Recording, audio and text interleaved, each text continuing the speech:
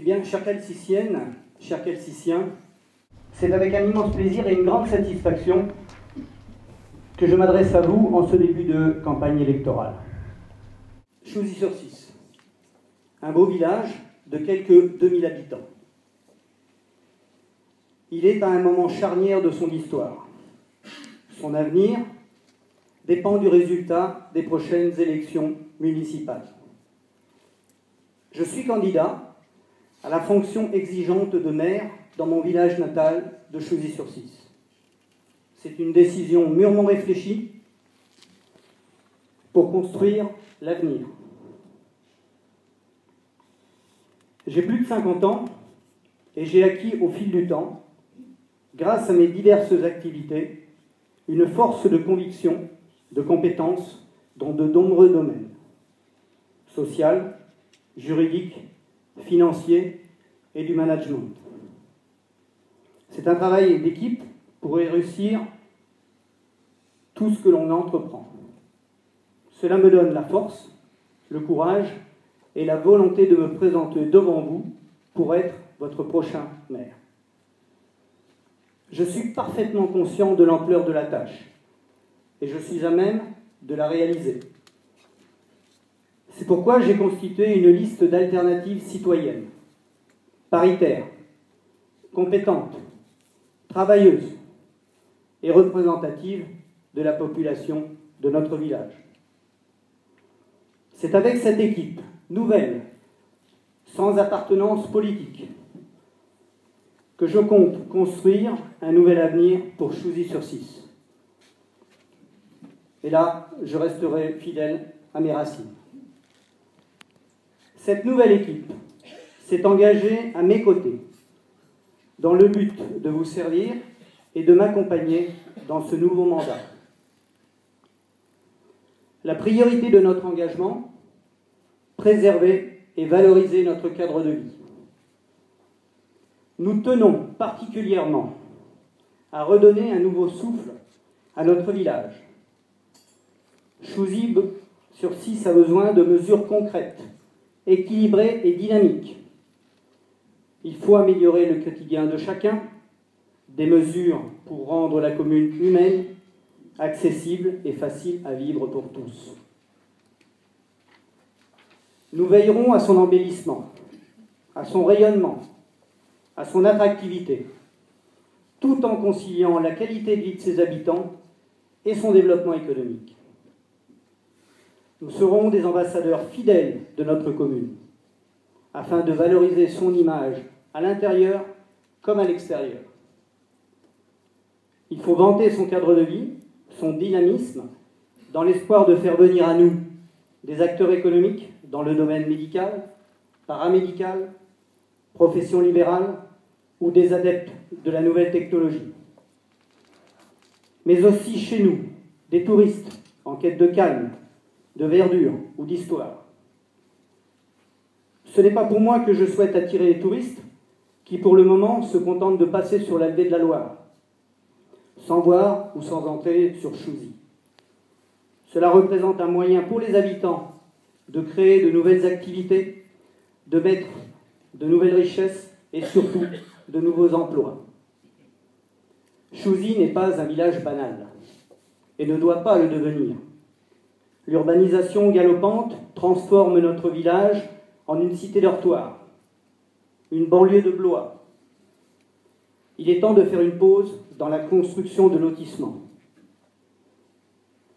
Chouzy est un village ouvert à ses habitants.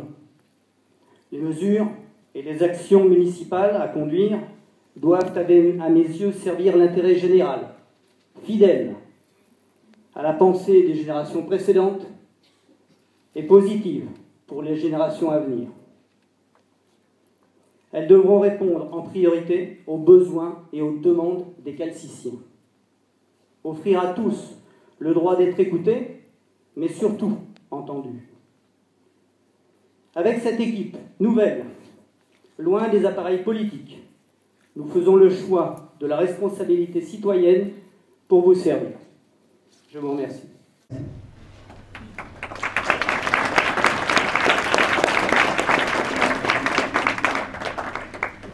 Je m'appelle Serge Gauthier.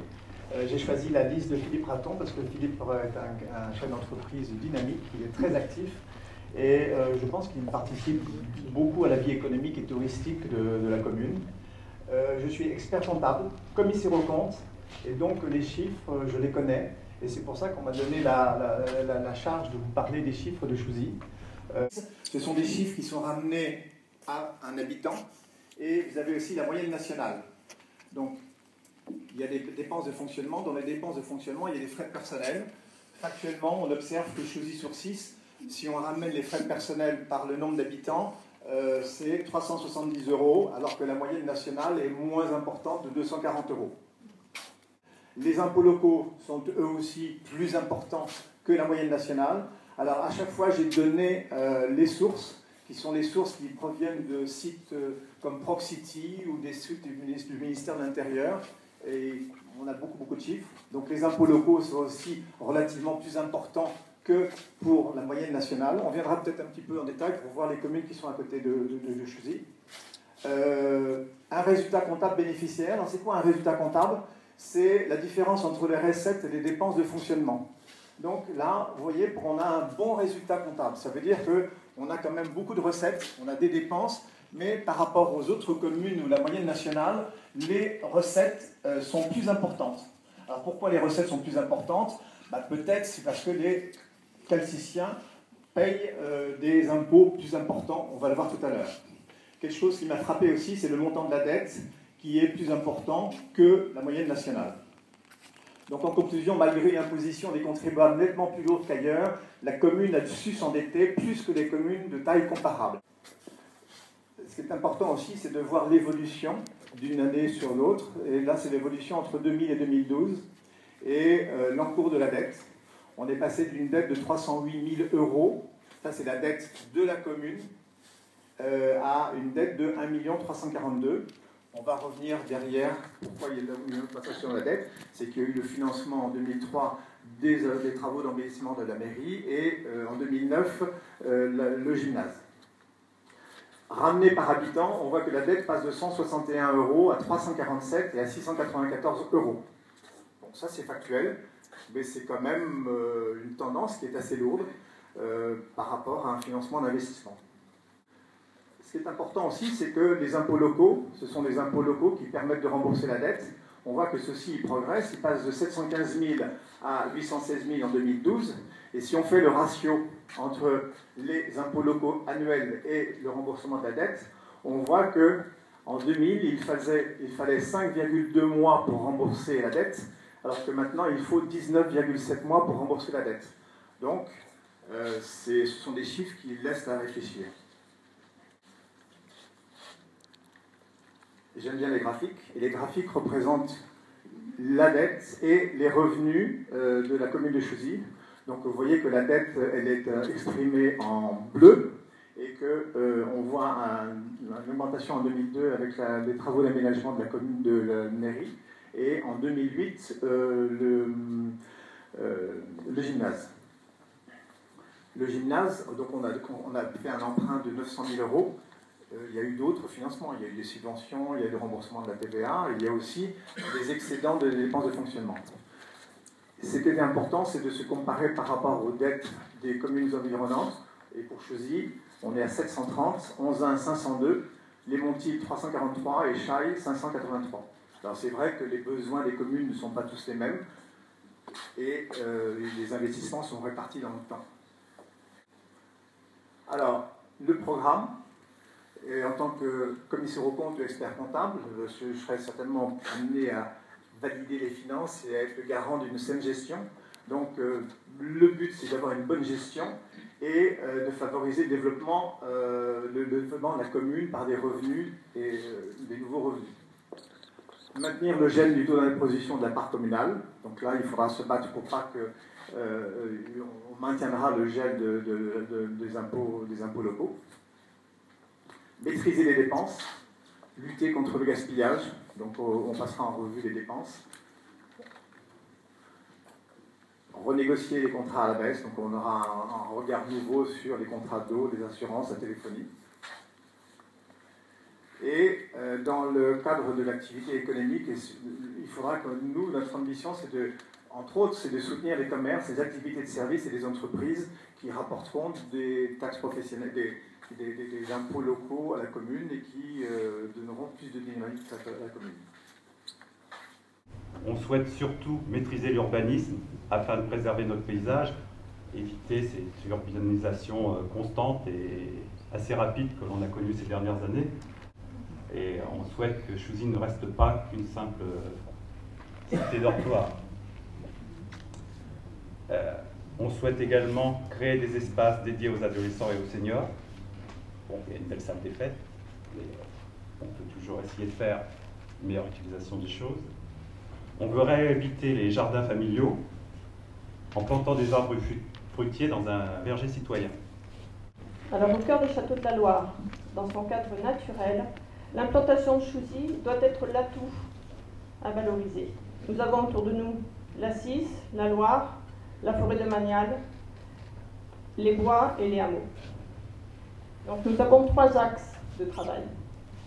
Créer, entretenir des sentiers et chemins praticables, que ce soit pédestres, voies d'eau, cyclistes ou équestres. Et ceci va nous permettre à tous de mieux apprécier notre environnement. Je vais vous parler de la formation et de l'éducation. Donc l'enseignement est un trait d'union indispensable entre les générations et les grands projets d'avenir.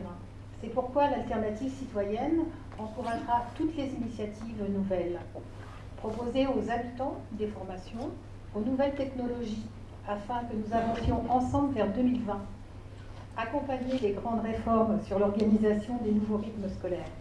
Apporter notre concours et notre soutien pour encourager toute nouvelle initiative associative, pérenniser les actions existantes qui participent au rayonnement de Chousy-sur-Cisse. Organiser la vie citoyenne au quotidien en ouvrant un réel de dialogue, en aménageant des temps d'écoute, en créant une journée banalisée en direction des plus démunis, aménager un temps d'accueil et d'échange en direction des demandeurs d'emploi une fois par mois, partager la vie municipale et les réunions du conseil en temps réel sur Internet, accompagner nos aînés dans le grand âge, garantir leur dignité et les protéger de l'exclusion. Vous parlez de la sécurité, c'est un sujet que je connais bien puisque j'ai été directrice départementale de l'aide aux victimes à Blois. Et dans le cadre de ma mission, j'ai travaillé avec les forces de l'ordre. J'avais d'ailleurs en 2002 monté un service d'urgence d'aide aux victimes. Donc nous, ce que nous souhaitons au cœur de Chousy, parce que nous l'avons beaucoup entendu des uns et des autres, même lors de la dernière réunion, c'est installer des limitations de vitesse sur les entrées et le centre-bourg afin de sécuriser vos familles et vos déplacements. Créer une assistance d'urgence pour toute personne victime d'infractions graves. On a une augmentation, vous l'avez lu dans les journaux, dans la presse, des cambriolages. C'est important pour les familles de pouvoir se rapprocher de la mairie et d'être accompagnées. Parce que c'est extrêmement traumatisant d'être cambriolé, d'être malmené, quelquefois violenté. Donc nous tenons, avec l'alternative citoyenne, c'est notre façon d'être près des habitants, de mettre en place cette astreinte-là. Vous aurez un numéro à disposition et à chaque fois que vous serez, hélas, confronté à ce genre d'acte de délinquance, ben vous aurez quelqu'un, un professionnel et une équipe qui seront là pour intervenir et vous aider. Vous aider dans le cadre des dommages, d'intervenir auprès des assurances quand c'est le week-end, parce que souvent, excusez-moi, les institutions sont fermées, vous le savez. De 9h à 17h, on a beaucoup de mal à trouver des gens. Nous souhaitons aussi lutter contre les cambriolages et mettre en œuvre, ça se fait dans d'autres communes, un dispositif de voisins vigilants. Quand vous partez en vacances, de mettre en œuvre ça, c'est très facile à mettre en place et ça fonctionne. Et habituellement, on met ça aussi en place avec la gendarmerie. Et nous souhaitons aménager, comme beaucoup de communes, une vidéoprotection et non pas surveillance. Le matin, il y a les enfants qui vont prendre le car et on s'est aperçu que c'était quand même un peu au milieu de la circulation, que c'était quand même relativement dangereux. Surtout que bien souvent, l'hiver, il n'y a pas d'éclairage de ces aires d'accueil, il n'y a pas de possibilité pour les enfants de passer sans être sur la route et les voitures, on l'a vu tout à l'heure, roulaient assez vite. On va aussi sécuriser toutes les voies de circulation sur la commune. On en a parlé un petit peu tout à l'heure, simplement en limitant la vitesse ou du moins en essayant de la faire respecter. C'est un petit peu le plus délicat. On va essayer d'améliorer l'éclairage public. Alors, il y a plusieurs polémiques sur l'éclairage public. Il y en a qui trouvent que c'est bien, il y en a qui trouvent que c'est pas bien, il y en a qui trouvent que c'est allumé trop tôt, allumé trop tard. On a trouvé un système qui permettait de mettre des détecteurs de présence. Je ne sais pas si vous avez déjà vu ça dans quelques communes, on a ce genre de choses.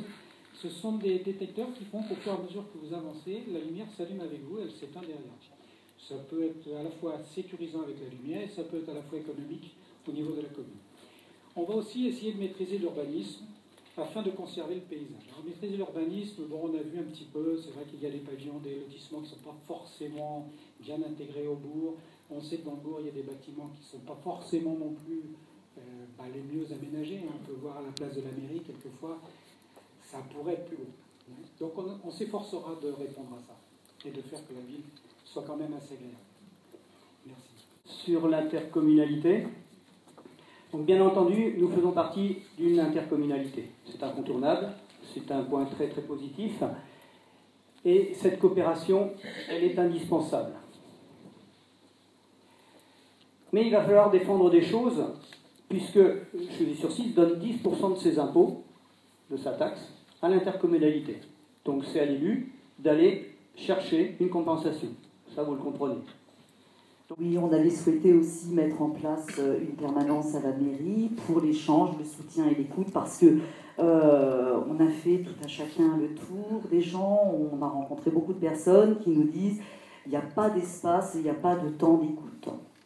Donc voilà, l'alternative citoyenne, avant tout, c'est ça, c'est d'être près des habitants, d'être proche de vous, de vous entendre et d'essayer d'apporter des réponses.